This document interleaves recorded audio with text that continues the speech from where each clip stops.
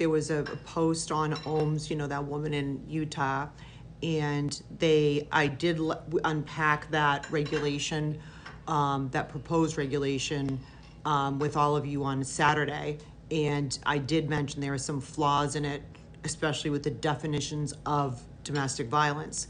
And why is that a problem? Because, and this is what Massachusetts is working on right now, one of your struggles will be that if you're in it right now, is coercive control if it's not explicitly outlined in the domestic violence laws, which states are now understanding it much better. So that's number one. I will riff until you ask me questions, meaning I'm going to just give you all the up, and then, unless you have some specific questions.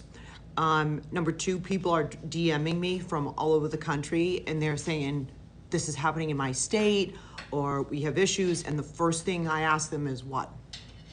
The first thing I ask them is if they have ADA accommodations. Why do I ask that? Because, and I will email it to you. Oh, there's a woman that I have to email it to right now because I emailed her email, a sample letter, because when you have ADA accommodations, if they make a mistake, they lose their sovereign immunity. What does that mean? That means they're not protected under sovereign immunity. So the judges, the attorneys, no one is protected, and you'll notice they'll be on their best behavior. I have probably about 5 people in the last 5 days that have emailed me, texted me, and said, Chris, it is a game changer. Oh, thanks for the hearts. And that they noticed even a difference in how they were treated in court. So that's another ADA accommodations.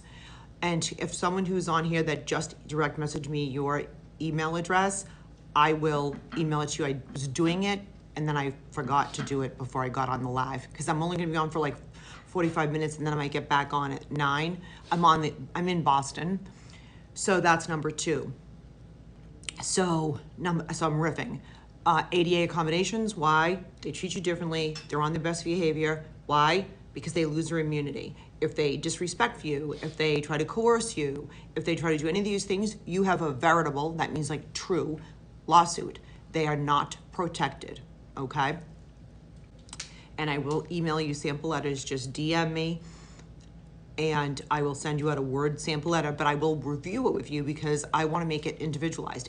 But it's worked. So I've had multiple people get approved, so that's great.